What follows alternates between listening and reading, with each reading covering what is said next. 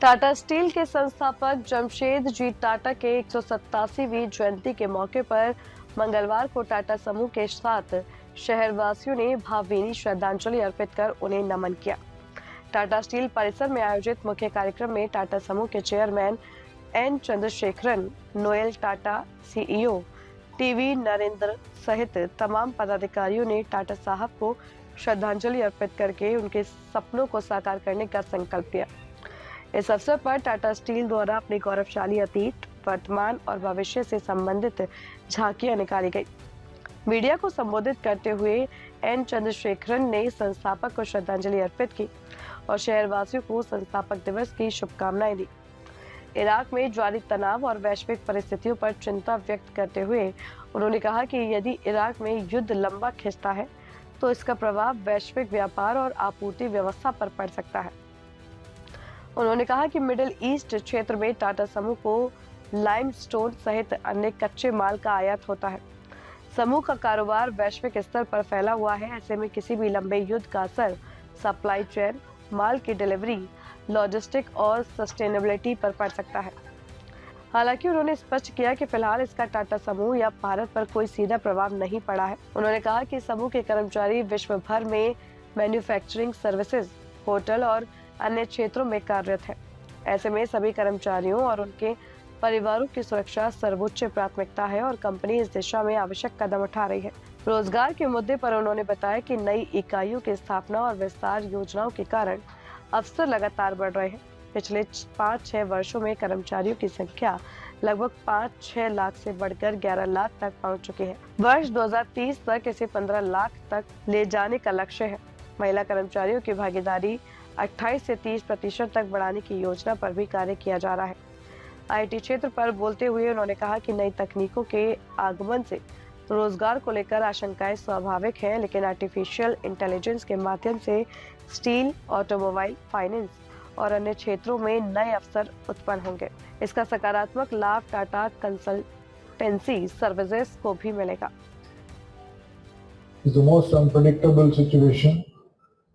So last year was a tough year, and I was thinking that the things may settle down, but the conflict that has arisen in the last couple of days.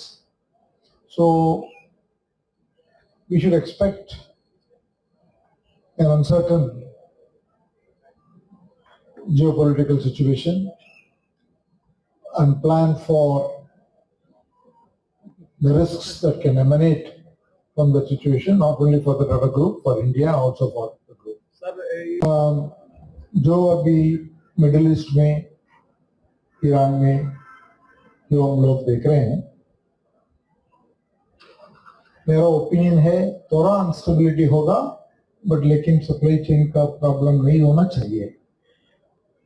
Tata steel पैरोकेली हम देखें, हमारा limestone procurement उधर से हो रहा है और Tata steel के पास इनफ इन्वेंट्री है। टाटा स्टील अल्टरनेटिव सोर्सेस में डाइवर्सिफाई करेगा। हम कॉन्फिडेंट है उसकी वजह से कुछ प्रॉब्लम नहीं होगा। और पूरा कंपनी में भी तो थोड़ा उधर हमारा एम्प्लॉइज काम कर रहे हैं सभी जगह में। एयर इंडिया वो एयर स्पेस के ऊपर air India planes are flying और सर्विसेज कंपनियां हैं, होटल्स है। हमको सब एम्प्लॉइज का सेफ्टी बड़ा प्रायोरिटी है। सो लास्ट 3 days हमारा ग्रुप फुल एक्टिव है और सबका सेफ्टी रहें और सबका फैमिली को देखभाल करें, वो सब प्रायोरिटी में चल रहा है। बिजनेस का थोड़ा आगे पीछे रहेगा। If some few days or few months of business gets affected, that will get recovered. So that is something that we have to plan for. But हम पूरा सिनेरियोस के लिए प्लान करते हैं, रिस्क मिटिगेशन के लिए भी प्लान करते हैं, पहला सेफ्टी में ध्यान रखते हैं, दूसरा बिजनेस कंटिन्यूटी, हमारा सप्लायर इकोसिस्टम, हमारा कस्टमर, सबका बिजनेस कंटिन्यूटी हमको इम्पोर्टेंट है, तो वो सब करते हैं।